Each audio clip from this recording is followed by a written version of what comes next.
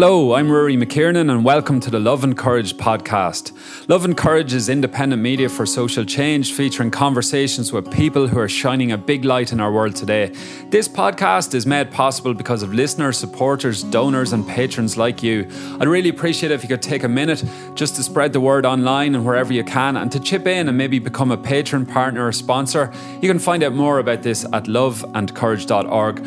Also, feel free to get in touch if you have any feedback or want to get in touch about Love and Courage talks, workshops, inspirational events, consultancy or campaigns. Just send me an email to podcast@loveandcourage.org. That's podcast@loveandcourage.org. Also, before we kick off this episode, I want to share some really exciting news with you.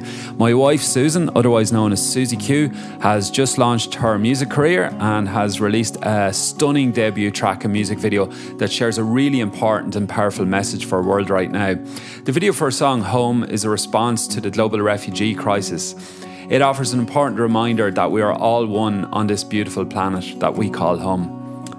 You can find Susie Q's music, her video for Home, on YouTube. You can hear it on Spotify, iTunes and Bandcamp, and on our website at susieqmusic.com. That's Susie, S-U-S-I-E. You can also find her on Facebook, Instagram and Twitter, so really appreciate and you won't regret it if you check her out, folks. Susie Q and the track Home, and watch this space really for an amazing, stunning debut album coming later this year. Really proud of her on that one. Anyway, back to the podcast, and without further ado, very special episode. I want to thank you so much, deep within my heart, for all the love and support you've given me, and I know you're going to enjoy this episode. And without further ado, here's the latest Love and Courage podcast. As we enter the 21st century, we will change or we will die, the human race. Like any other species whose behavioral patterns become maladaptive for their survival, that species goes extinct, it mutates, or it goes extinct. We cannot continue to treat the earth the way we treat it. We cannot continue to treat each other the way we do. We cannot continue to order our civilization according to short-term economic values rather than those of brotherly love. My guest in this episode is world-renowned spiritual teacher, author and lecturer Marianne Williamson. For the past 35 years, Marianne has been a popular voice in American public life, featuring extensively on television shows such as Oprah, Larry King Live, Good Morning America and Bill Maher. Originally from Houston, Texas, she is the author of 12 books, 4 of which have been #1 bestsellers, including A Return to Love, a book which led Oprah to become an important champion of her work. A paragraph from that book begins with the words, "Our deepest fear is not that we are inadequate. Our deepest fear is that we are powerful beyond measure." You may recognise those words from Nelson Mandela's historic inauguration speech. Marianne has always had a practical side to her writing, speaking and teaching. In 1989, she founded a Meals on Wheels program that served homebound people with AIDS, and she also co-founded the Peace Alliance. In 2014, she ran for Congress but was unsuccessful. However, as you'll hear in this interview, this hasn't stopped her political campaigning, and by the sounds of it, we have not seen the last of her political ambitions. It was fascinating to learn about her remarkable life story when I sat down with her in her home near Central Park in Manhattan. I hope you enjoy the interview.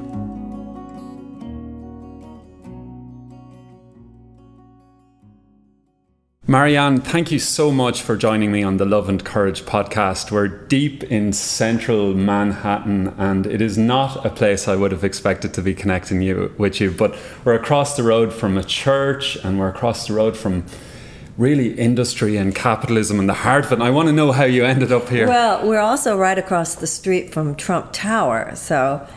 You're keeping your eye on him. Is that what's going on? Well, I can either be assaulted by it or bless it. Those are my two choices. So can we actually see Trump Tower? That one right there. Oh wow, yeah. So we're looking right at it.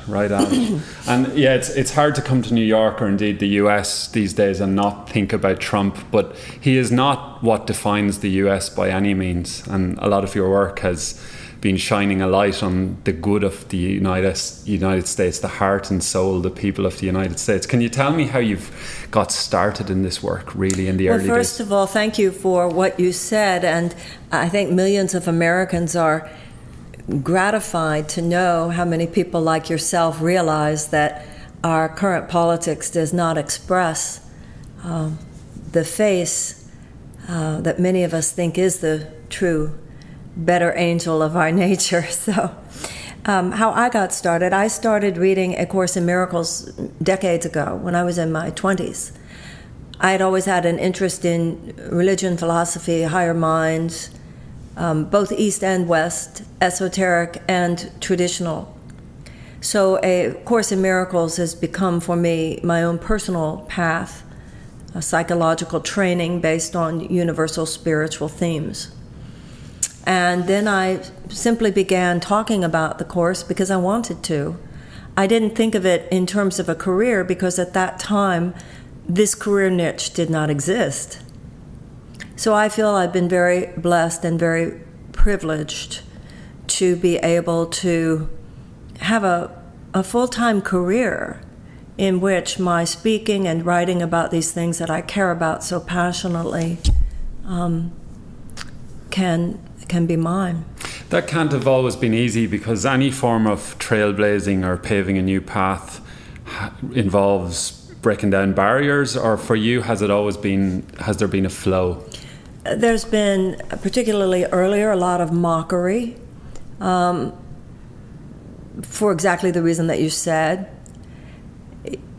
She's a new age guru, they used to say, which sounds silly, but it was used in ways that were career damaging to some extent. Most of that was counterbalanced by the support of Oprah Winfrey, but more than that, personally humiliating. But I think that's true whenever you have a public career of any kind in any country. There are going to be those who do not know you who take pot shots. There is a term in Alcoholics Anonymous, contempt prior to investigation. And I've certainly had my share of people who had not read my books, had not heard me speak, but had no problem saying pretty horrific things. But you know, if you remain around long enough, that does become part of the flow you go with. And if your being and your work is based on something solid and real values and principles, you remain standing. And that other stuff does fall away.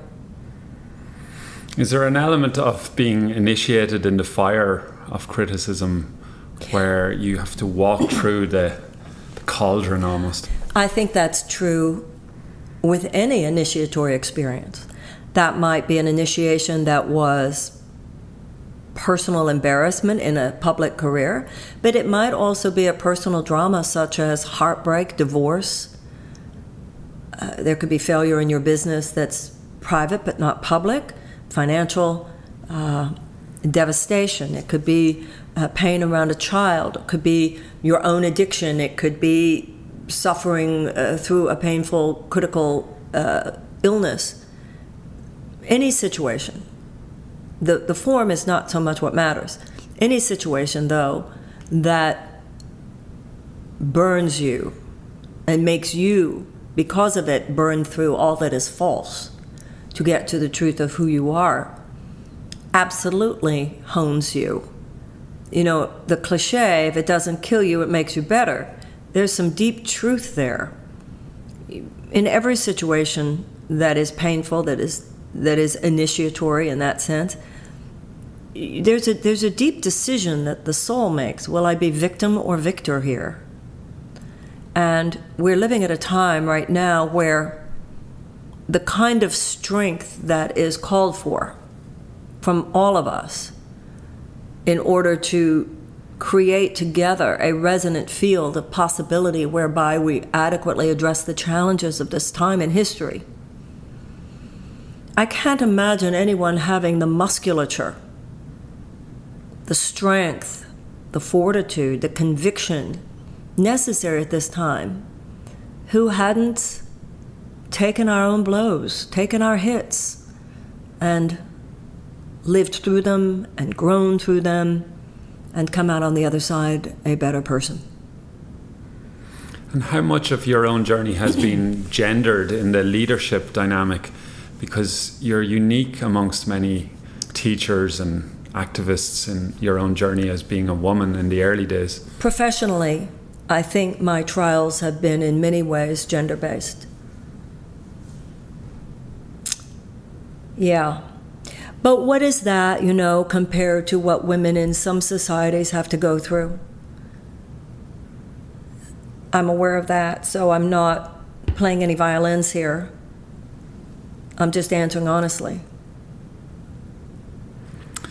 Do you think your upbringing and your parents, or how much of your upbringing has been influential in giving you that fortitude, or how much of it was you drawing on your own well? The older I get, the more admiration I have for my parents. When you're growing up, you don't necessarily know what other families are like. Not really. Or most of the families that you know are families like yours. And then you go through a period where you are hyper aware of any neurotic patterns that were evident in the way mommy was or the way daddy was. And there's a lot of societal permission these days to coddle all that, to perhaps overemphasize it. But then perhaps looking at it is necessary, because then you get to the point where, okay, I've looked at what they did wrong, what about what they did right? And when I think of my character defects, my own shadows, I link them to some extent to childhood, but not so much to anything my parents did wrong, just to patterns of society and their own childhood. My father grew up in poverty, and some of the things where I feel he was not as warm and fuzzy as a daddy as I wish he had been, and I then see the effects of that in my relationship with men or whatever. Number one, when I think about what his childhood was and what he had to go through in his life, I certainly don't blame him. But much more importantly for me, when I think of my strengths, that's where I see his handwriting. When I see my weaknesses, I see my parents there a bit. They were human. But when I see my strengths, their hands are all over it. My parents were good people. They showed up for their family. They showed up for each other. They showed up for their children. They provided for us. They cared for us. They were serious about what was going on, not only in our family, but in our community and in our world. And they stood on principles that had to do with being righteous. They cared about justice. So I just think they were wonderful and look forward to telling them so when we are in the same room together on the other side at whatever point that is. Did they ever get to see some of this success that you've had? My father, towards the end of his life, actually used to listen to my tapes, which meant a lot. And my mother, yes, she did. She used to come to my lectures, and all these people would come up to her and say, "Oh, Mrs. Williamson, your daughter is so wonderful, and thank you so much," and all of this. And my mother had a stock answer. She would look at them and she would go, this was usually what she would say: "She was very difficult to raise." Very funny. But yes, I think my parents, despite anything else, they did not, my professional path was not and has not been traditional, and they were in their own way rather traditional people, socially anyway. And that was hard for them to understand. They worried. But in many ways, I think I became exactly who they raised me to be. And when your mother used to say difficult to raise, does that imply that there was a rebel? There was a teenage rebel? Yes, what there was she was like? Indeed. You know, I always say I was raised to wage the revolution, but wearing white gloves, as I did so. My father was a revolutionary, but he was an armchair revolutionary. He was also an immigration lawyer. He certainly fought the good fight. My parents were world travelers, and they took us all around the world. I was in Saigon in 1965. I was in Russia and other places behind the Iron Curtain as a small child. So my parents did not raise us to be parochial Americans. They raised us to see the world, and we did. So can you tell me a bit about your journey from leaving your teenage years into the early years of becoming the teacher that you've since become? I understand that you studied some theatre and there was a patch of becoming a singer, or was there a cabaret singer? Yes, I didn't know when I was younger. I thought, should I be a lawyer or should I be an actor? Those were the two things that I thought maybe I would pursue. My father was a lawyer. My brother is a lawyer. My 20s were pretty much of a wasteland. My singing was not anything that went very far because I'm not a great singer. I was good but not great. So that was never, I always say I sang the way Bill Clinton played the saxophone. Not a major career path. Was there a desire to be in the stage? I mean, there was theatre and there was singing. It wasn't so much that it was the desire, is that the experience taught me so much. Absolutely. Mm. I just came to understand that I was better at the talking in between songs than I was at the songs. But absolutely, that experience taught me how to be on stage, and that's no small thing if you are a public speaker. On a personal level, the 20s were a bit of a wasteland for me. I dropped out of college. I had no idea what to do. And when I started reading A Course in Miracles, it had nothing to do with any career possibility in my mind at that time. Once again, the career didn't exist. But it seized me. And I had a great passion for speaking about it.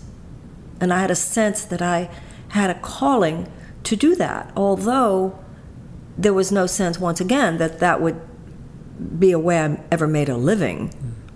So when it unfolded that there were so many people coming to my lectures that I wouldn't have to remain a secretary. I was a temporary secretary for 2 years at the beginning of my lecturing career.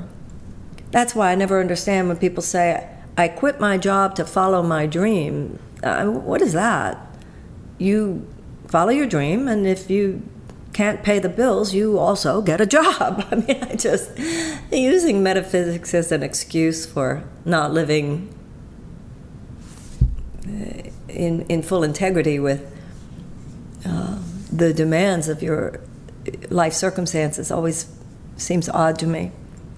Anyway, that's the way it went for me. And then enough people were coming to the lectures that there was a time when I didn't need the next secretarial job.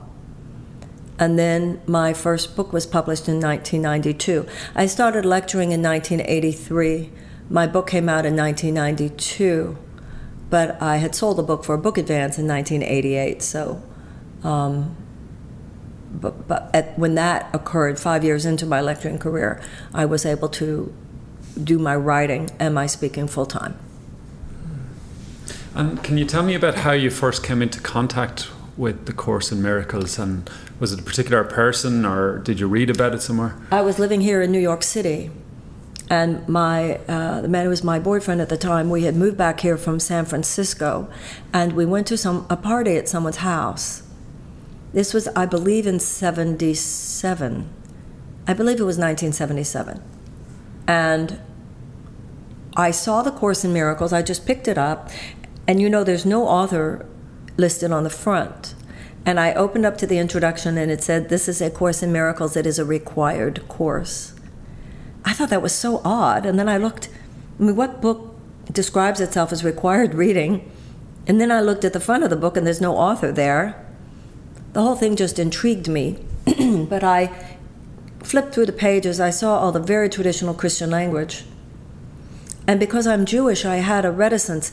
Even though in the years I did go to college, I had studied comparative religion and philosophy. So I had studied quite a bit of Christian theology from the perspective of comparative religion. So I'd read St. Augustine and Thomas Aquinas, and Bonaventure. I was particularly fascinated by the medieval philosophers. So it wasn't that I had an intellectual aversion, but I thought, well, this must be a Christian book of some kind. And then a year later, that same boyfriend simply brought the books home to our apartment, even though, unbeknownst to him, earlier in the day, I had seen someone reading them on a bus and had said to myself, it's time to get those books. And then when I looked at him, I was so shocked when I saw the book sitting there. At that time, there were 3 separate volumes. I was so shocked, and I looked at him, and he just looked at me and said, I thought it was time. Even though we had first seen the books at that party a year before and hadn't discussed them during that time. And then he and I both became very serious students of the course. When you started teaching this and speaking about it, lecturing, did this become a grassroots movement where a bunch of people showed up on the first night and then it just grew and grew, or how did that occur? Well, I have actually met people over the years who say, I used to come to the group on Saturday morning at the Philosophical Research Society. I think it was around 10 or 12 people. And I used to serve ginger ale. I couldn't decide whether to serve Coca-Cola or 7-Up, so I served ginger ale. And then after, I think a year of that, I believe, it was in '83, I think, the woman who headed the Philosophical Research Society in Los Angeles said, would you like to do it every Saturday morning? And I did. And I started giving lectures on the course every Saturday morning. Soon thereafter, the AIDS epidemic exploded. And there was a huge population of sufferers, primarily gay men, in Los Angeles. It took quite a while before Western medicine had any cards to play. Every card they played came up inadequate at that time. And it took organized religious institutions a while to work through their own issues around homophobia or whatever. But at that time, there was this then young woman speaking at this place called the Philosophical Research Society in Los Feliz in Los Angeles about a God who loves you no matter what, and about miracles. So gay men in Los Angeles, in a very real sense, gave me my career. Then I wrote my book, A Return to Love. Then Oprah saw it, Oprah had it on, and that really kick-started my national and ultimately international presence. So I will always be deeply grateful to Oprah for that. Do you know how Oprah came into contact with your book? Yes, when my book was published, there was a movie around that time. I can't remember the name of it. It was a really good movie. I'm thinking the word Crash. I think it might have been called Crash, but I'm not sure. It was a really good movie that came out, and it was about these little miracles that happened after various people were involved with something like that. And so they were going to do a show on miracles. So her producers had received various books from various publishers as possibilities. And when Oprah saw my book, A Return to Love, Reflections on the Principles of the Course, on her desk, she later told me, she said, well, I'll take it home this weekend and I'll read it. I'll read this one myself. And apparently loved it and had it on and said that it was the best book she'd ever read up to that point, and bought 1,000 copies for members of her audience. And I'll never forget it. And I'll never forget it. Because Oprah is another trailblazer who's very much been in the fire of burning out a new creation. Indeed. I think the world is so much a better place because she exists, and sometimes I so wish that daily Oprah show was back on because we could use her more consistent presence right now. I can hear what you're saying, because it's a call for leadership to create that civic dialogue, that space that she was holding for society, not just in the US, but globally. She is a figurehead. Beyond. And also being ridiculed as well.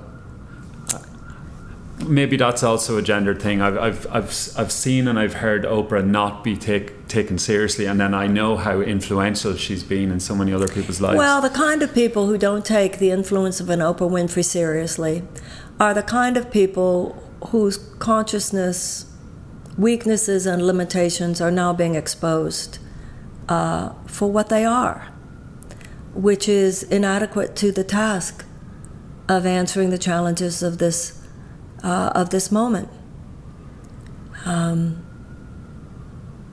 How did you deal with that early success that came with Oprah buying the 1,000 books, and suddenly everything was moving on a much bigger scale?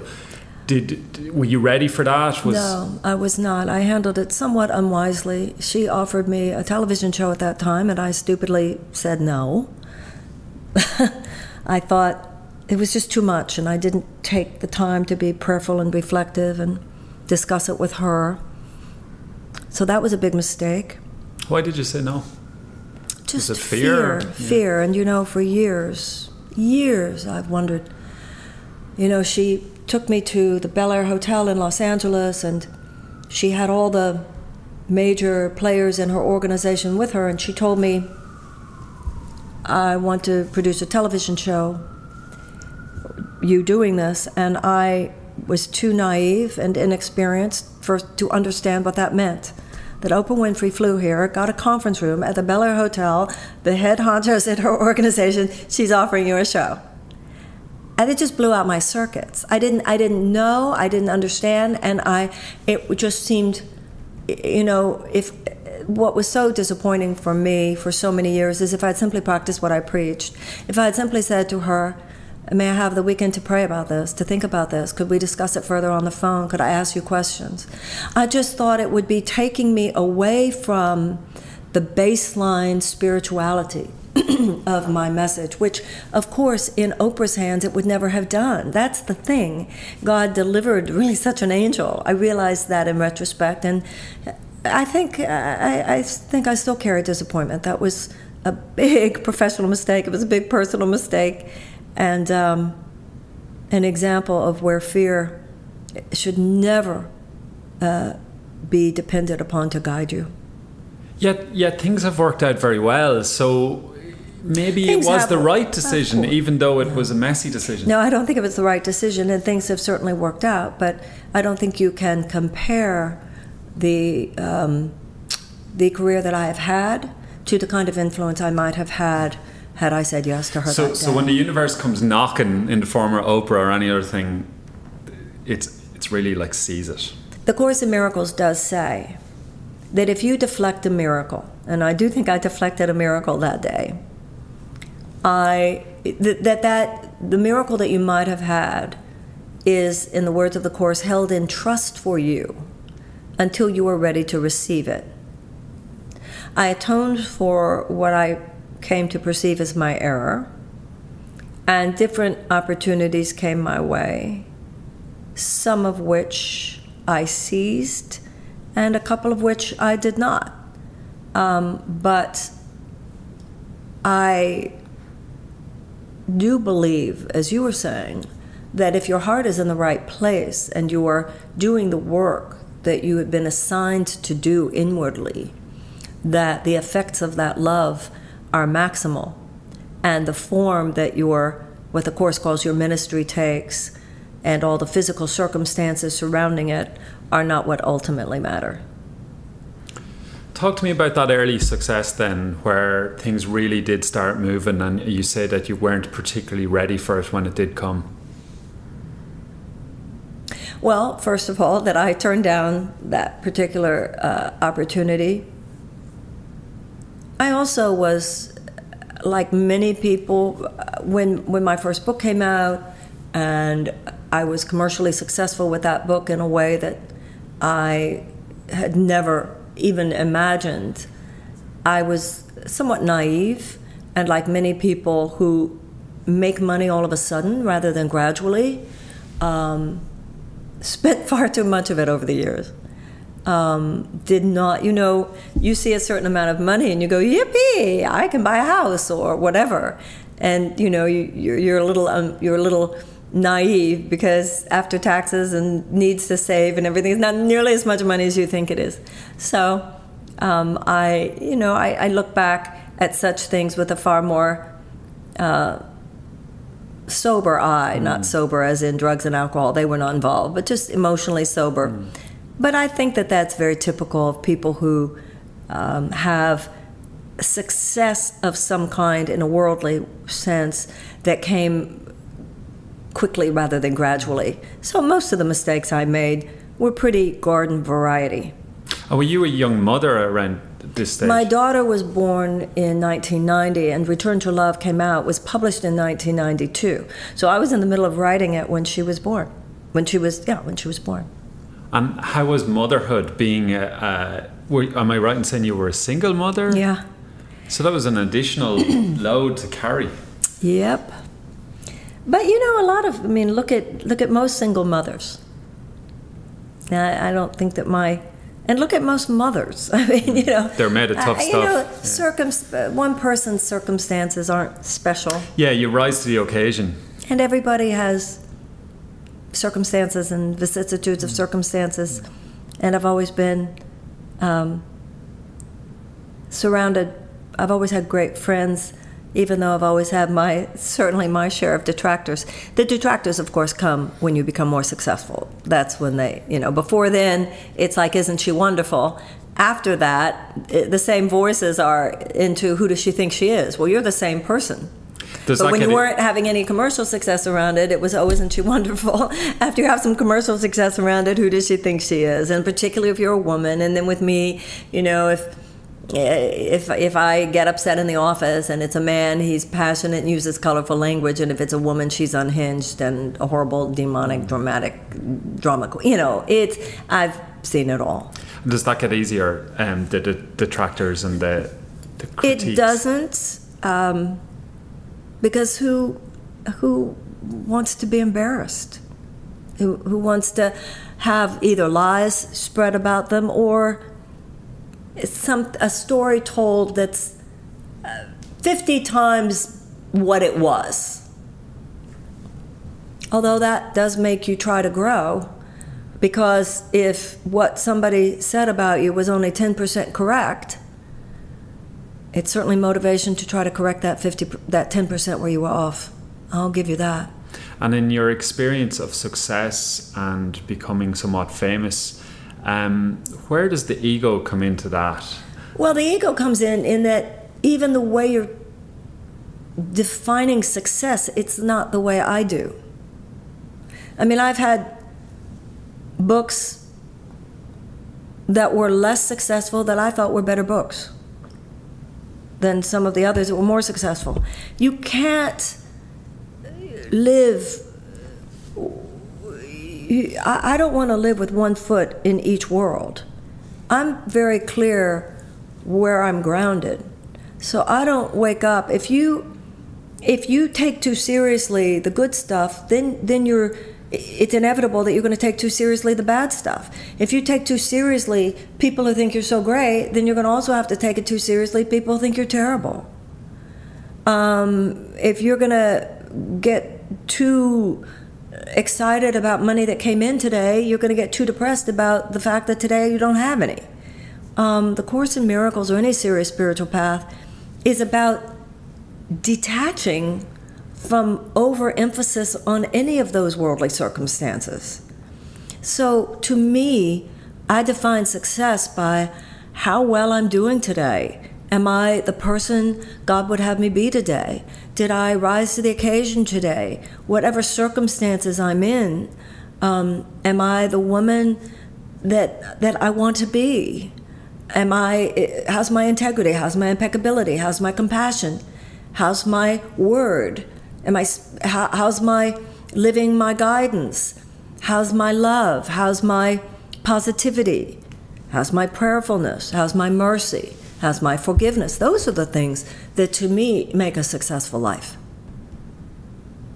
What the world sees as success is all part of a silly illusion that, some days you have it, some days you don't. If you build your life on the world's version of success, you will not have a happy life. Has your journey always been one of intuition and instinct and opportunity, or have you forged a vision that you've gone running after, or have circumstances appeared and you've reacted? So for instance, even tomorrow or next year, you maybe don't know where the next adventure is bringing you. If you live your life, and as a Course in Miracles student, I try, living according to the guidance of what the Course calls the Holy Spirit,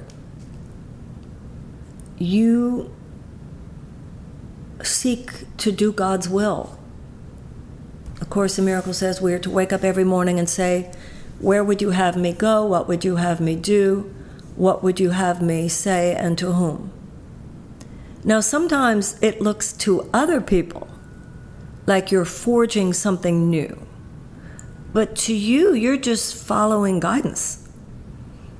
In the Tao Te Ching, it says that the leader, someone who manifests as a leader to the world, is in their own mind a follower.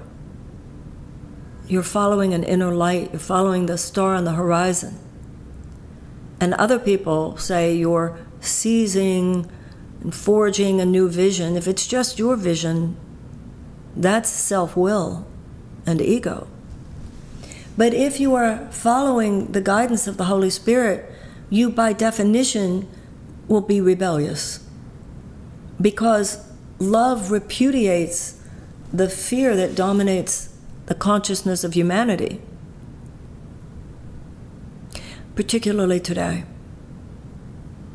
I'm trying to make a decision right now about something. It can be very difficult to really mine the wisdom of your own heart. What part of me, is this really the guidance I'm receiving from God? It takes a lot of prayer and prayerfulness and reflection and wisdom that is not of this world to live the true life today. You were mentioning earlier going with your wife to Vermont to seek some quiet. We all need those spaces of retreat.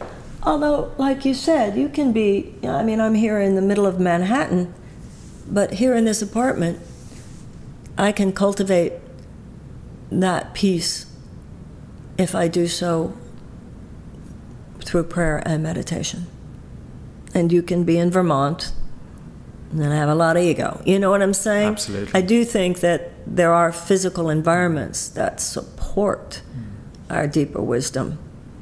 The wilderness, nature, there's no doubt about that. But God is everywhere because God is in our mind. Can you talk to me about the guidance that you received that led you to enter the political world in terms of your becoming a candidate? I had always had that itch. And I think I just had to scratch it. And in that campaign that I ran for Congress, I was very prayerful and very reflective about whether or not to run. Where I got off and became what the Course would call wrong-minded is that I allowed the busyness of the experience to tempt me to become less prayerful and reflective about actually running the campaign. I switched over to thinking people who know about such things should be the guide. That was a mistake on my part. I left that experience thinking I would never do it again. It was exhilarating, but it was also brutal. And now I am once again in that inquiry, and particularly in America today, circumstances being what they are, that's not easy.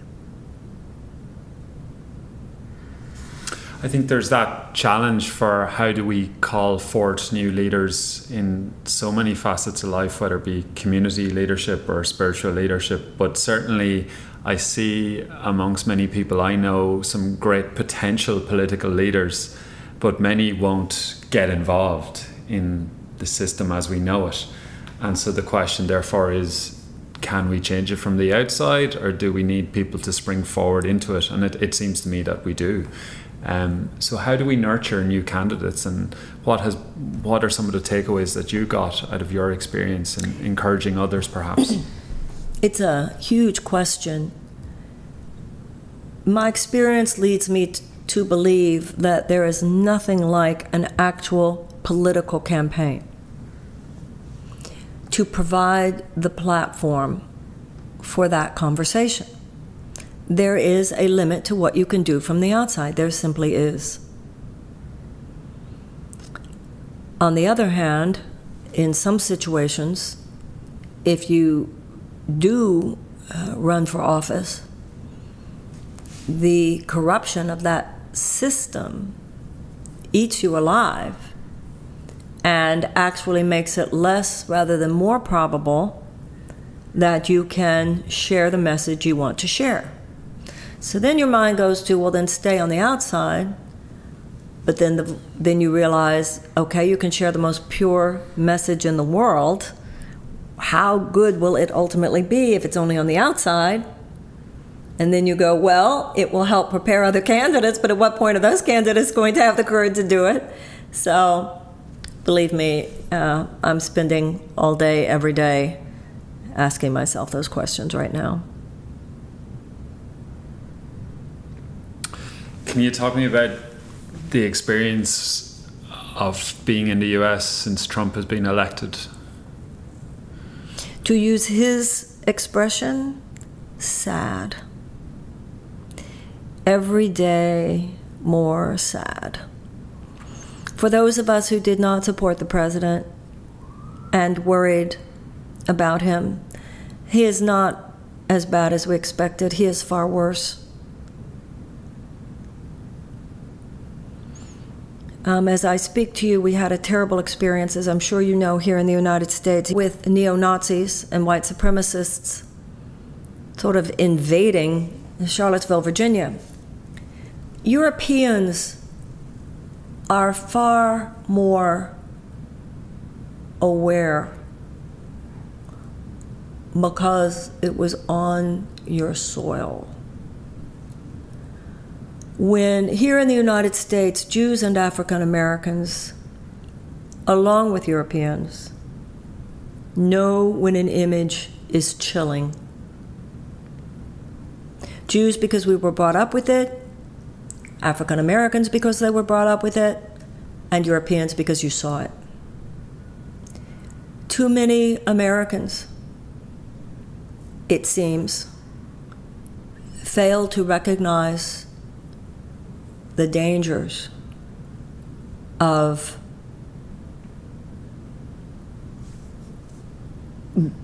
growing numbers of neo-Nazis and white supremacists organized and on the move.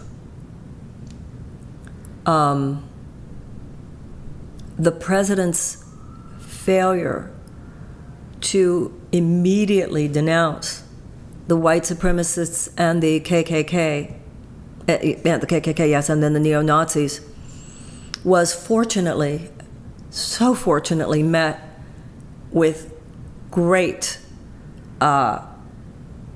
alarm, including by major conservative and Republican voices. Thank God. Thank God, because this should not be a left versus right issue. This is not left versus right. This is free and American versus fascism. So the divisions and the tensions which were already present were made even more violent yesterday. And I think, and I know where I am is where everyone is, that as a thinking, conscious person, what is the way I can best serve? And I think each of us, and I think that's true, you come from Ireland, some of these bigger forces are not just American. As we enter the 21st century, we will change or we will die, the human race. Like any other species whose behavioral patterns become maladaptive for their survival, that species goes extinct. It mutates or it goes extinct. We cannot continue to treat the earth the way we treat it. We cannot continue to treat each other the way we do. We cannot continue to order our civilization according to short-term economic values rather than those of brotherly love. And you, with the work you do in Ireland, with your podcast, with your work with politicians, you, me, everybody I know, I think everybody is simply saying, use me. There's a gospel song, use me. It doesn't matter the form of the work. I think we all honor the incarnation. It's just like every cell in the body is assigned, you to the bones, you to the blood, you to the brain, you to Ireland, me to the United States. We're all assigned. And to stand within the space of that karmic assignment, to rise to the occasion, sometimes it's obvious. You have a podcast, you do the best you can with it. You write a book, you do the best you can with it. And particularly at this time, given the questions about politics particularly, I think we're all asking very difficult questions about whether or not we need to burst out of certain boxes we are in, particularly given the political challenges of this time, and particularly given the fact that politics itself, as normally practiced in our Western civilization, tends to lack the kind of holistic and integrated perspective that many of us outside politics have begun to embrace. Going back to your original question, do we stay on the outside or do we go in? I'll let you know, or you'll hear about it if I come up with an answer. Do you feel that that's a decision you have to make sooner rather than later? Yes. And so for the people who may be listening to this that are 15, 25, 55, 75, they're driving their car, they're out walking, they're on their way to work on a bus, and to help them tune in and zone in to what their daily active role can be in this revolution or evolution, what might you say to them? The most important thing is to ask. To simply ask God, where would you have me go? What would you have me do? What would you have me say, and to whom? But after we ask, we have to cultivate the inner ear so we can hear the answer. There's a term in both Christianity and Judaism, the small, still voice within. And because our societies are moving so fast, and there is such a frantic, frenetic energy emanating from the ethers all the time, 24-hour news cycle, electronic, digital age stuff. If we don't wake up in the morning and pray, if we don't wake up in the morning and meditate, then we don't cultivate the capacity to hear. It's one thing to say the answers are within, they are. Just like every cell in the body is imbued with a natural intelligence. Each of us are imbued with a natural intelligence. But sometimes the cell disconnects from that natural intelligence. And that malignancy has infected the consciousness of the human race. And we're not following our wisdom. It's like that day that I turned down the show. It's like I fear guided me.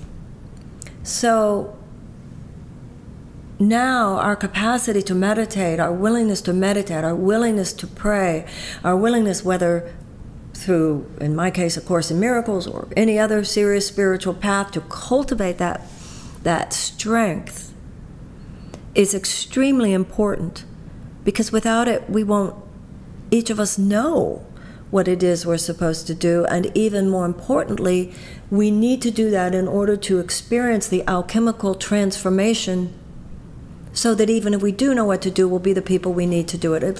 For instance, like I said before about my congressional campaign, I did get the guidance what to do, but I stopped receiving the daily downloads that would have given me the wisdom I needed to run a campaign more in line with the kind of cosmic support that I needed. For those that might be listening and struggle with the word God, for historical or cultural or religious reasons, can you explain who God is to you? Just use another word. Use love. Use goodness. And I like how in Alcoholics Anonymous they say God as you understand him. The notion of some higher power, some higher intelligence than your mortal mind alone. Words aren't what matter. Belief isn't what matters. The Course in Miracles says belief is ultimately meaningless. It's experience that matters. That we love each other, that we forgive each other. And if we love each other and forgive each other, we naturally become wise.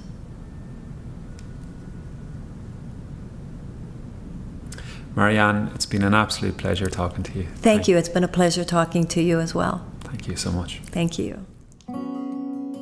Hello, Rory here. I hope you enjoyed the podcast, and if so, can you please give it a share on social media and wherever you can.